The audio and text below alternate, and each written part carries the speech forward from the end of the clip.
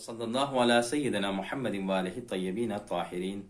أما بعد فقد قال علي بن الحسين عليه الصلاة والسلام كان الحسن أعبد الناس في زمانه وأزهدهم وأفضلهم. ناظرین محترم، اگر ہم کسی انسان کے بارے میں جاننا چاہیں کہ وہ کس طرح کا انسان ہے تو اس معاشرے اور سماج میں ہمیں 3 طرح کے رابطے دیکھنے ہوں گے. یعنی کسی بھی انسان کو اگر پہچاننا ہے ہمیں تین رابطے کو ہم دیکھیں کہ اس کا یہ 3 رابطہ کس طرح سے. پہلا رابطہ اس کے خالق سے کہ خدا سے اس کا رابطہ کیسا ہے.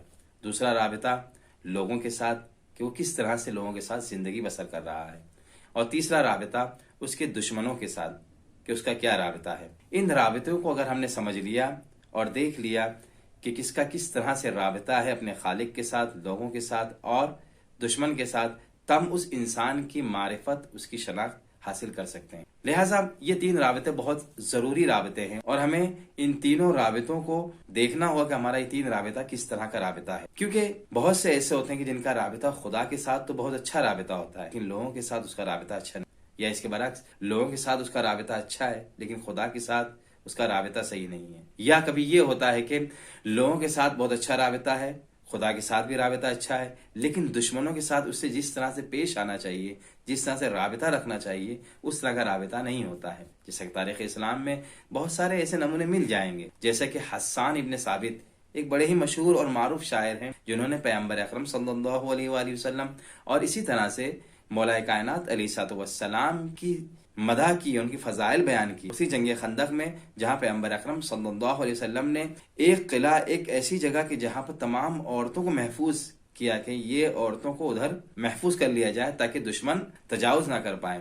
لہٰذا لکھا ہے تاریخ نے یہی حسن ابن ثابت کہ جس نے اہل بیت علیہ السلام کے شان میں قصیدے بھی پڑھے اور خدا سے رابطہ بھی غالباً اس کا اچھا تھا، لیکن دشمنوں سے جو رابطہ ہونا چاہیے تھا وہ رابطہ اس کا نہیں تھا. یعنی ایک سخت رابطہ ہونا چاہیے دشمنوں کے ساتھ. لیکن ہم نے یہ تاریخ میں دیکھا کہ یہی حسان ابن ثابت کہ جو اہل بیت علیہ السلام کے فضائل بیان کیے، اس نے قصیدے بیان کیے، لیکن ہمیں یہ دیکھنے کو ملا کہ انہی عورتوں میں جا کر، کسی گوشے میں جا کر یہ دشمنوں سے ڈر کر چھپ گیا تھا. لہٰذا ہمیں یہ رابطے اپنے صحیح کرنا ہوگا. لہٰذا آج کی گفتگو میں ہم امام حسن علیہ السلام کے سلسلے سے ان 3 رابطے کے بارے میں گفتگو کریں گے کہ ہمارے مولا امام حسن علیہ السلام کے یہ 3 رابطے کس طرح سے تھے. کیونکہ ظاہر ہے اہل بیت علیہ السلام، معصومین علیہ السلام ہمارے لیے نمونے عمل ہیں. تو سب سے پہلا رابطہ امام حسن علیہ السلام کا اگر اپنے خالق سے دیکھیں، پروردگار سے دیکھیں، تو ہمیں اس طرح سے ملتا ہے. خود امام سجاد علیہ السلام کی جنہیں زین العابدین کہا گیا، جنہیں سید الساجدین کہا گیا ہے،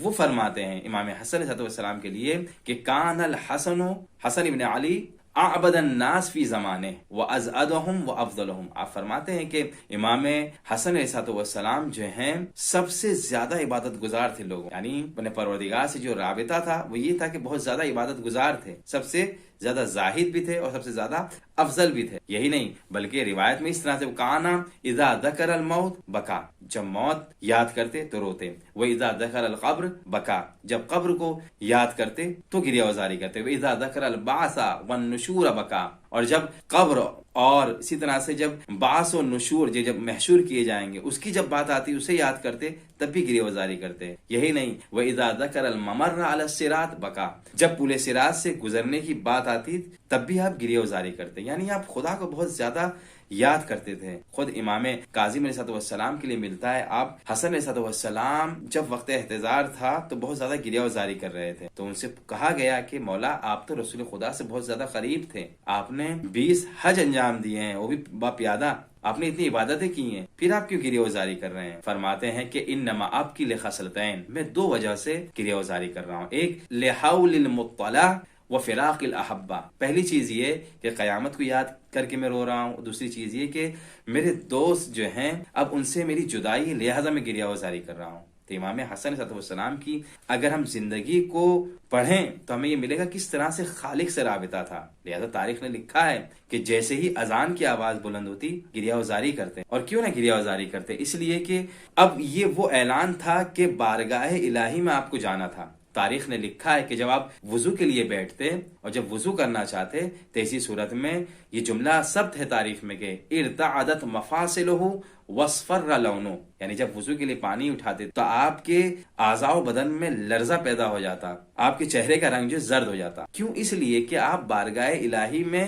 اس سے گفتگو کرنے کے لیے جا رہے ہیں۔ تو آپ کی عبادت کا یہ حال تھا۔ یہی نہیں بلکہ جب وضو کر کر مسجد کی طرف بڑھتے ہیں تو مسجد کے سامنے آ کر اس جملے کو کہتے ہیں، یا محسن قد اتاک المسیء فتجاوز عن قبیح ما عندی بجمیل ما عندک یا کریم۔ اے کریم پروردگار، اے محسن، اے احسان کرنے والے، اس گنہگار کو بخش دے، اس گنہگار کو معاف کر دے، اس چیز سے، اس بری چیز سے جو میرے پاس ہے، اس چیز کے ذریعے سے جو تیری بس اچھا ہے۔ یعنی پروردگار، تو نے جو لوگوں کو معاف کرنے کا حکم دیا ہے تو احسان محض ہے، تو کریم پروردگار ہے۔ اے اللہ، تو بھی میرے گناہوں کو بخش دے۔ تو ناظرین محترم، ان تین رابطوں میں سے امام حسن علیہ السلام کا ایک رابطہ جو اپنے خالق و پروردگار کے ساتھ تھا، اس کے کچھ نمونہ آپ کے سامنے پیش کیے۔ انشاءاللہ جو ہے امام حسن علیہ السلام کے دو اور رابطے، جو لوگوں کے ساتھ آپ کا رابطہ تھا اور اسی طرح سے دشمنوں کے ساتھ آپ کا کیا رابطہ تھا، کیا رویہ تھا، انشاءاللہ اگلے جلسے میں آپ کے سامنے پیش کیا جائے گا۔ خداوند عالم سے دعا ہے کہ پروردگار